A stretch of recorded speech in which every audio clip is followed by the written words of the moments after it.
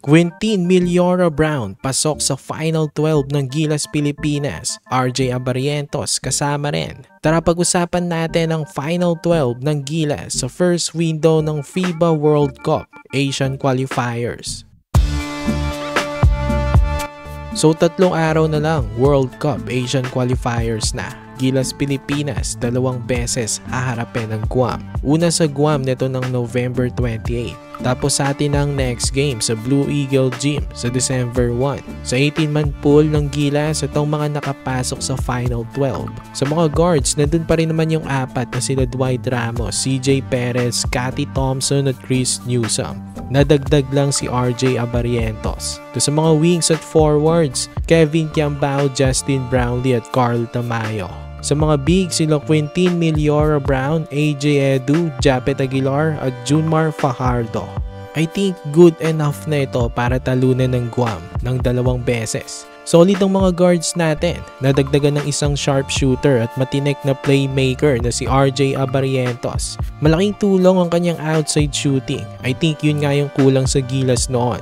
Yun yung isa siguro sa mga dahilan bakit isinama ni Coach Tim itong si RJ. Si CJ Perez naman at Chris Newsome, mahuhusay na defenders. Syempre, Cathy Thompson, all-around guard at golden boy ni Coach Tim. Sa Dwight Ramos, ang pinakamalaking guard naman natin. Ito talaga, shoo-in na sa Gilas pagdating sa mga guards. Sa mga wings at forwards, Justin Brownlee, ang naturalized scoring machine. May edad na pero swak na swak pa rin sa sistema ni Coach Tim.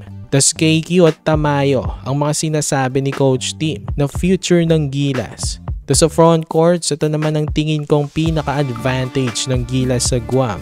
Junmar Fajardo at Japet Aguilar, ang 2 veteran ng Gilas. QMB at Edu, future bigs ng Gilas.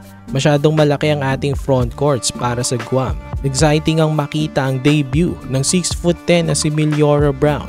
I think ito nga ang perfect time para sa kanya na maglaro. Maaga pa lang, magamay na niya ang sistema ni Coach Tim. Para pag nakalaban natin ng Australia at New Zealand, hindi na siya mangangapa.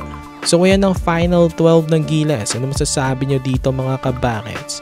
For more Gilas content, ilike nyo ng ating video at mag-subscribe na rin sa JB Buckets.